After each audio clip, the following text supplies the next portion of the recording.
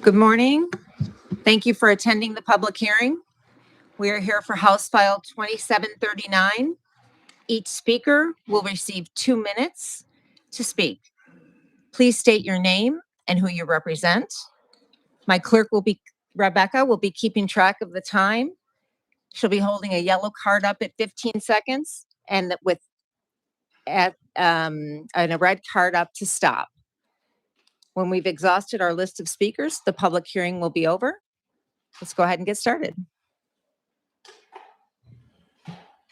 Good morning. My name is Scott Sundstrom. I represent Wellmark Blue Cross Blue Shield and our HMO Wellmark Health Plan of Iowa. Come here today opposed to the legislation, not on behalf of our company, but on behalf of the hundreds of thousands of Iowans that we serve and who pay premium that will now see a massive increase in the premium tax on the premiums that they pay. Our HMO will have a tax increase this year, retroactive back to January 1, of $24.2 million. That money will be passed on to Iowans, as all taxes are and always have been. So I'm not here talking today about the costs Wellmark have to pay. I'm talking about the costs that Iowans have to pay in increased taxes on their healthcare costs. As we all know, healthcare is incredibly expensive. It is too expensive. It is a system with lots of problems and costs, and this is going to make it worse. I'm not here today to oppose the effort to find federal funding for the Medicaid program. That is incredibly important, and I applaud your efforts to try to find creative ways to do that.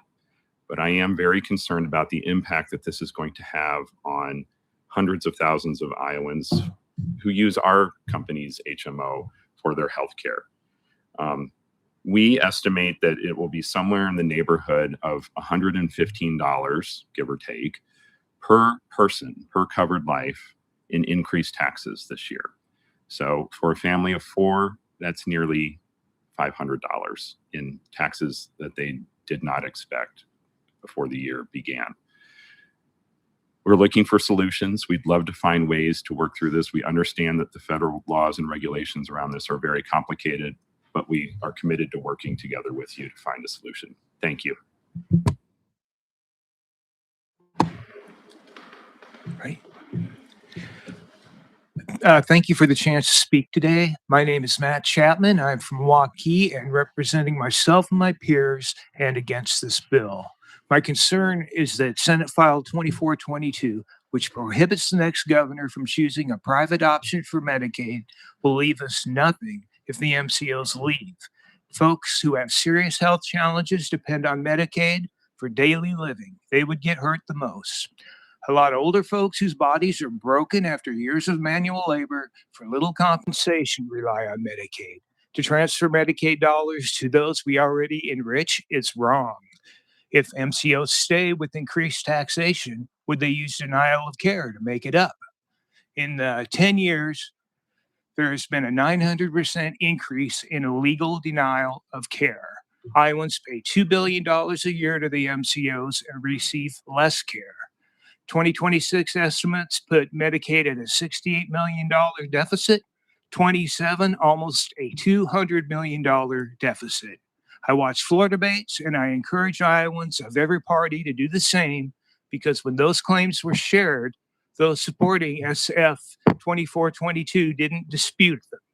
You don't get that information in a 30-second election ad that shows grainy footage of a legislator without a context information while playing haunted house music in the back. I would have no issue with taxing the MCOs at 3.5% if we held them accountable for the rampant denial of services and were allowing a governor the ability to fire them for mistreating Iowans. These bills are moral documents. They show where allegiance sits. It's an easy choice if you're for Iowans. So thank you, and I would like to submit my written comments for the record. Thank you. Go ahead. Hi, My name is Xavier Kerrigan from Waukee, representing myself. Members of the committee, thank you for this opportunity to speak to you today. In 2016, Governor Terry Branstad moved Iowa's Medicaid program into a privatized managed care model through executive action, fundamentally changing how care is delivered for hundreds of thousands of Iowans. Since then, the system has experienced real changes. In 2019, one of the participating insurers, AmeriHealth, exited the program following financial disputes with the state. That required a large number of patients to be reassigned, creating disruption for both patients and providers.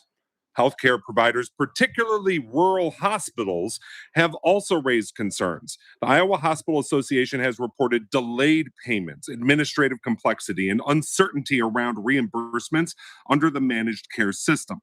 For rural hospitals operating on narrow margins, these are not minor issues. They affect staffing, services, and long-term stability. Lawmakers themselves have had to revisit the program multiple times to address funding gaps and operational challenges. The proposal before you would place this managed care structure into statute, making it significantly harder for future administrations to adjust the system without legislative action. If a system has required repeated adjustments since its creation, that raises an important question. Should we be narrowing flexibility or preserving it?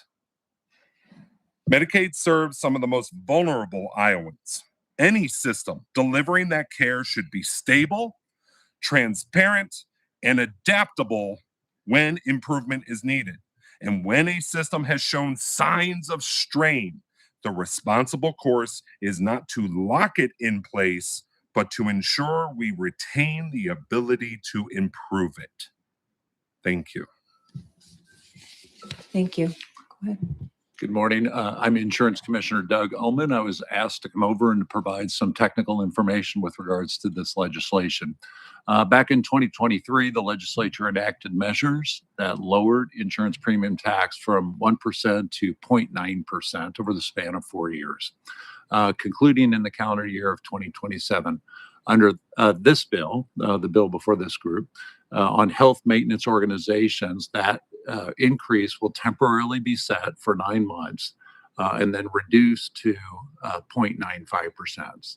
With these numbers, the Iowa will remain competitive with other states and will operate with one of the lowest tax rates in the country, with both for insurance premiums as well as for HMO related taxes. Insurers have experienced reductions in their tax bill as a result of the lowered premium tax.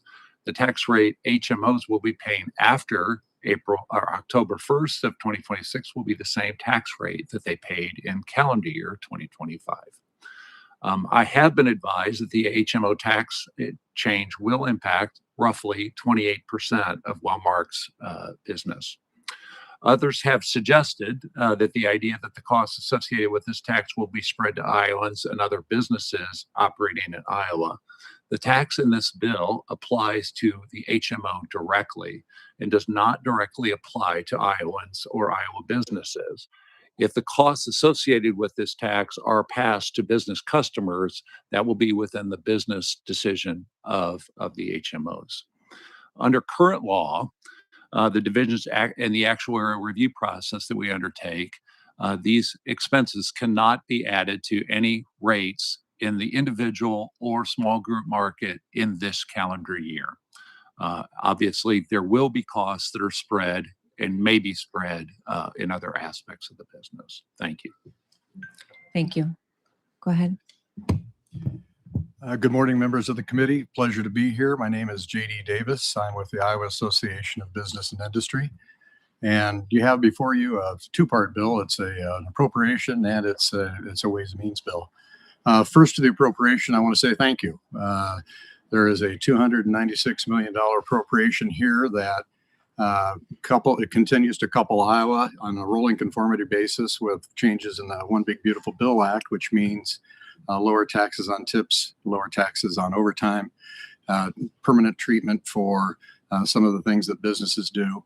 And it's important because as we look around the state of Iowa, This is not happening in Illinois, not happening in Minnesota, not happening in Nebraska. So for appropriation side, thank you. On to the tax side, I think it was mentioned earlier that there is a tax implication that will come down to businesses.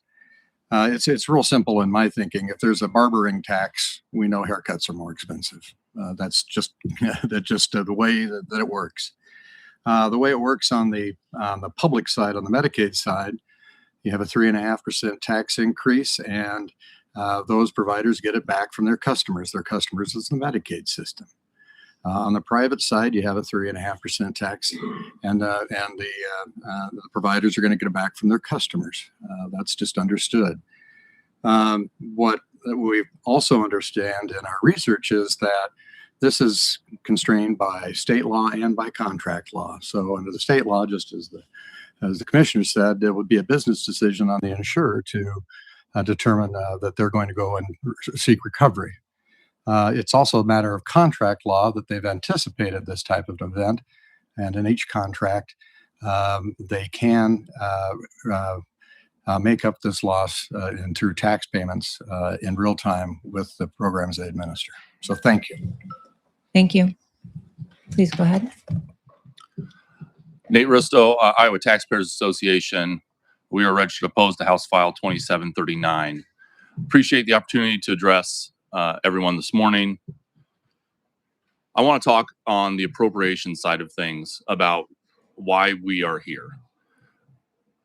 There was this legislature practiced responsible budgeting for several years. That responsible budgeting led to historic tax cuts for individual Iowans, for Iowa businesses in 22 and 2024. What we're facing with this bill is the March Medicaid forecast that came out last week says in this current fiscal year 26, we're a $90 million short on Medicaid.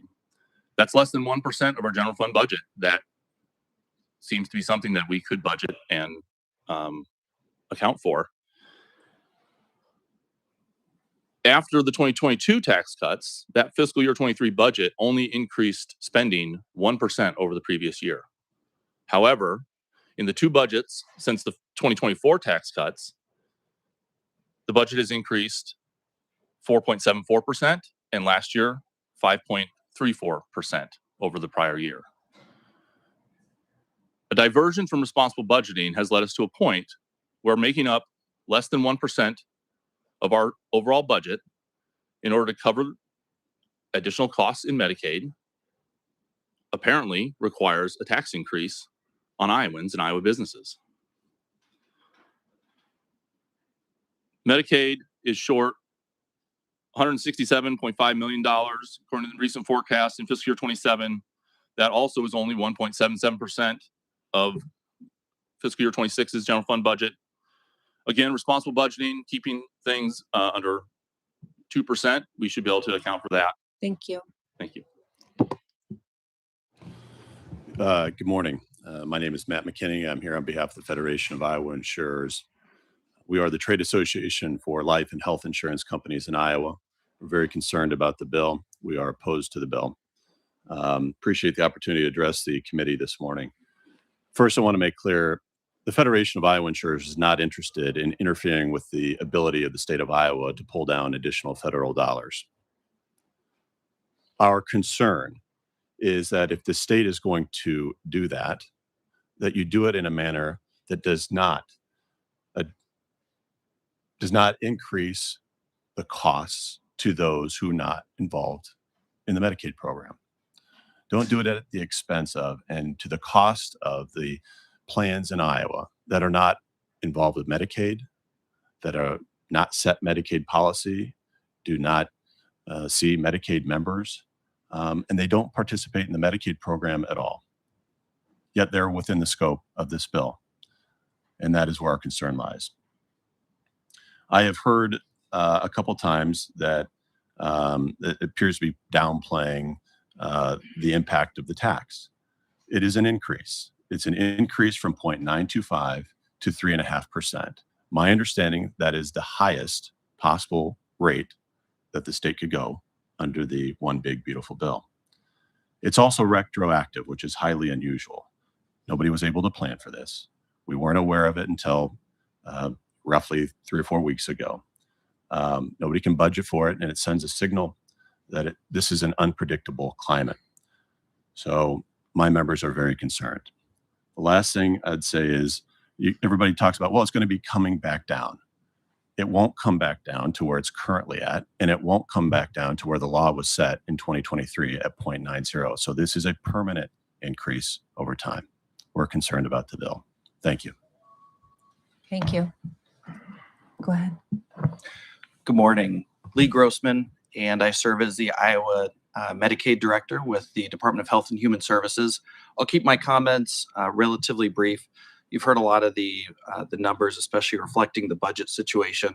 I wanted to offer the perspective that this represents a way to bring in some one-time revenue for what is obviously a very concerning budget shortfall that we have in Medicaid here in Iowa.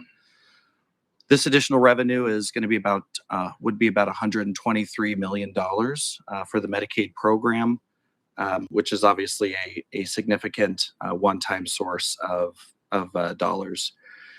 I would also offer that this is a relatively common way for Medicaid programs across the nation to finance their Medicaid programs. Iowa is one of about 22 states that currently finance Medicaid through this particular mechanism. And at the end of the day, this, again, while these are difficult policy decisions, represents a way to have some one-time funding in a way that does not result in reductions or cuts to vulnerable Iowans. Lastly, just also want to note on another portion of this bill that this does importantly fund the Medicaid shortfall for state fiscal year 2026, which is currently in the bill at, I believe, $70.3 million. Thank you. That's all for me today. Thank you. Go ahead. Logan Shine, representing the National Federation of Independent Businesses. Appreciate the opportunity to speak this morning. We are opposed to the legislation. NFIB came into this legislative session with 3 priorities: reduce healthcare costs, property tax relief, energy rate reduction. We have yet to see any meaningful passage in any of those 3 priorities. And the first thing that looks like we're going to be seeing is a tax increase on healthcare premiums. Just to put this in perspective, NFIB has roughly 10,000 members in the state of Iowa. For the last 40 years, if we've surveyed these members, the number one long-term small business problem is health insurance costs. As we continue to survey our members, 98% of these small employers offering health insurance are concerned that the cost of providing health insurance to their employees will become unsustainable in 5 years. Obviously, this legislation does not help that and only adds to the growing concern. We would encourage you to oppose this legislation. Thank you. Thank you. Go ahead. Good morning, and thank you for letting me speak today. My name's Eric Holsdorf, and I'm here today as a business owner here in Iowa in the Metro, and as an insurance broker who helps employers and individuals all across the state. I'm formerly the chair of the Hawkeye program here in Iowa, appointed by first Governor Branstad, then Governor Reynolds, and also past president of the National Association of Benefits and Insurance Professionals, based out of Washington. More importantly, I'm a type 1 diabetic. So I'm integrally involved in the healthcare system from both sides.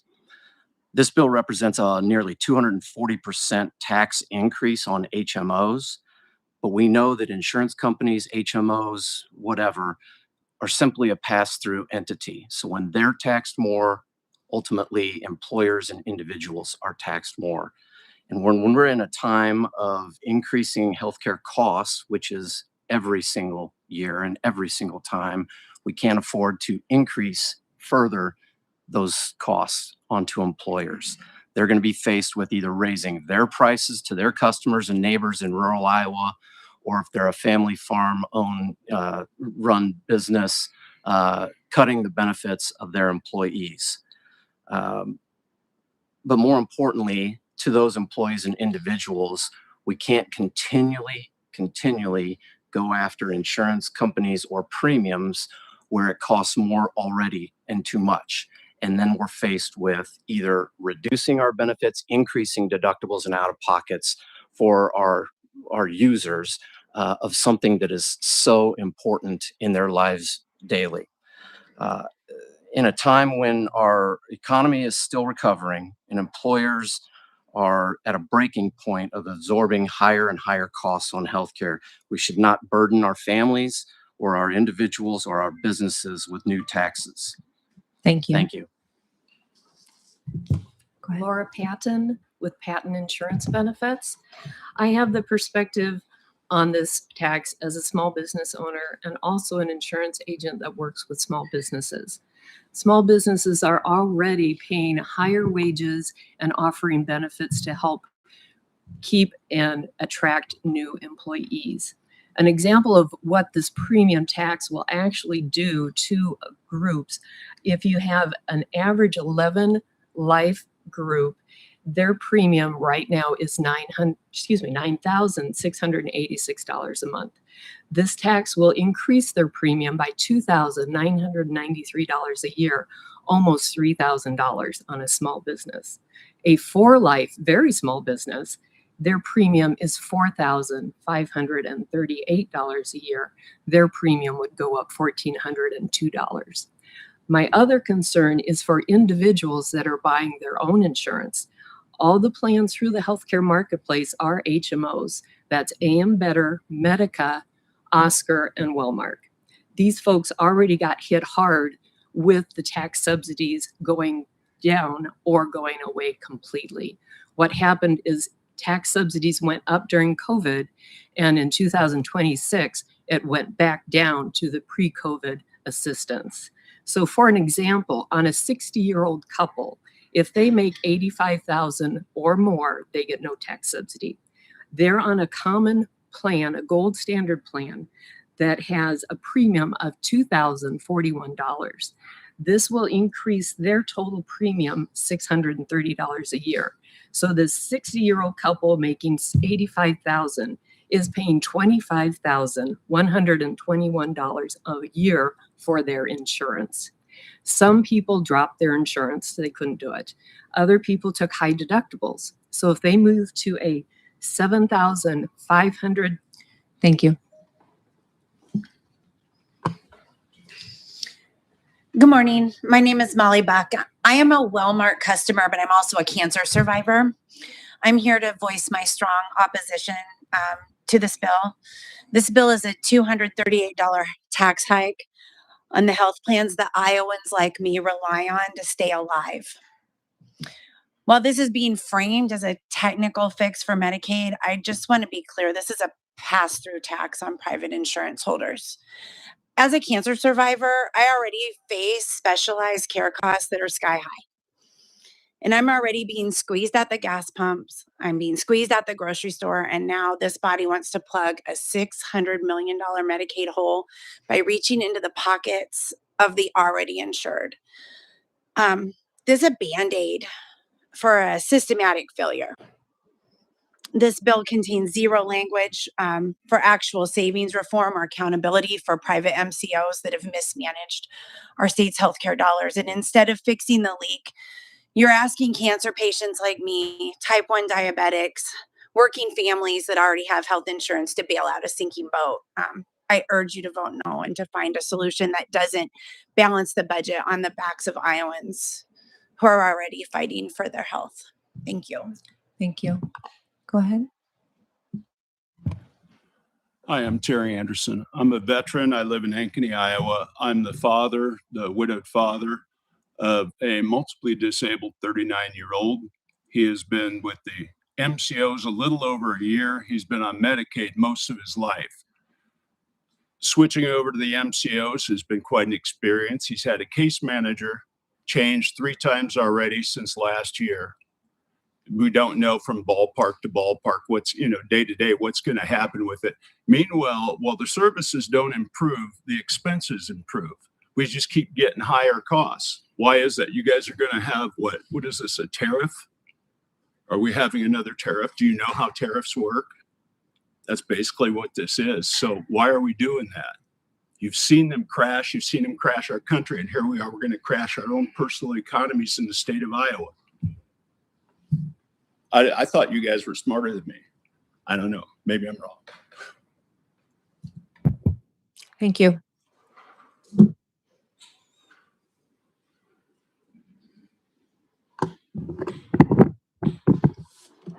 Can you guys hear me? Yeah. Okay. My name is Zach Macomb. I'm an Iowa with a disability and a Medicaid recipient. A tax increase on these organizations is very personal to me because as a Medicaid recipient, I saw what happened during the Medicaid privatization in 2015. At that time, advocates like myself warned legislators that it was not only going to make Medicaid worse, but it was likely going to increase healthcare costs. Here we are 11 years later, and we're seeing budget shortfall after budget shortfall. And again, the solution this year is to kick the can down the road. We're robbing Peter to pay Paul. And that's a problem for me as an Iowa Medicaid recipient, because just this year, in justifying my exception to policy, I was asked questions by my MCO like, have they tried to wean me off of my ventilator, which I rely on to breathe? And for those of you that are wondering what the answer to that question is, obviously, no, because only an organization that is desperate to cut services would ask that of someone like me. So I'm worried that if we don't solve these budget issues, which frankly, I think means getting rid of privatized Medicaid, we're going to see more and more increases on their costs, and those costs are going to trickle down to us in the form of service cuts. Thank you very much. Thank you. That exhausts our list of participants. So this public hearing is going to be dissolved. Thank you all for attending this morning.